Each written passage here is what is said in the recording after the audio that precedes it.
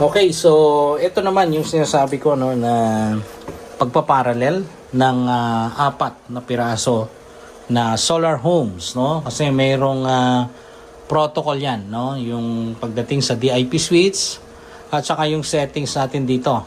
Ayan, may settings tayo dyan na kailangan mag-usap sila or mag-communicate sila doon sa inverter. Ayan. So, kailangan may connect natin yan dito.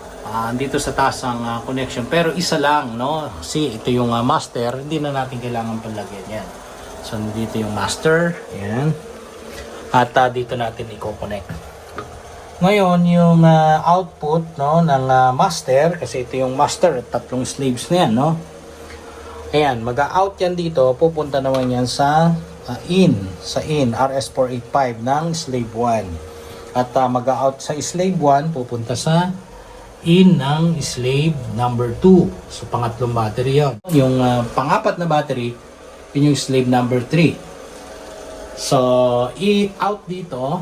Ayan. Tapos, in naman yan dito. Okay. Ngayon, yung DIP switch, no? DIP switch. Ito yung master, tapos tatlong slaves. Sa master, nakapatay yan. No, nakapatay. Ang lahat. Ibig sabihin, 0, 0, 0.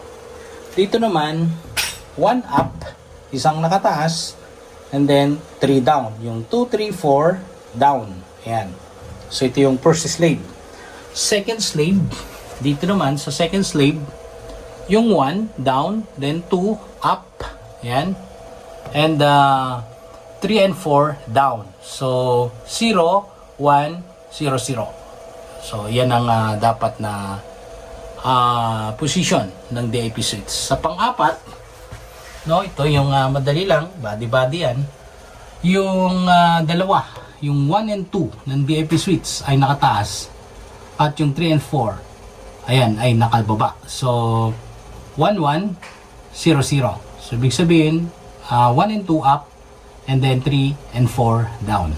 Okay.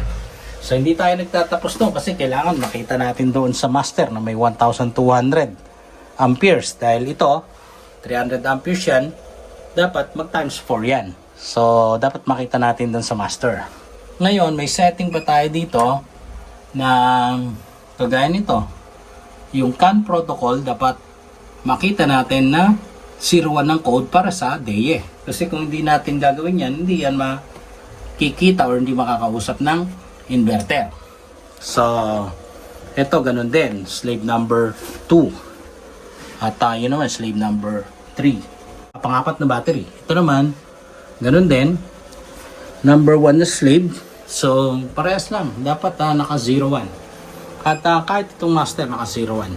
Yan. So, ang result yan dapat naka 1,200. Para magsama-sama. Ngayon, itong tandaan nyo. Ito, 67%. Dapat ganun din na 67% doon sa inverter. No? So, parehas sila. Master naka slave. Ito, 67%. So, master, 67%. So, slave. Okay. So, yun lang. Hindi naman mahirap. Ayan, nag-charge pa rin. So, yun, nag-communicate na. Nag-usap na yung battery.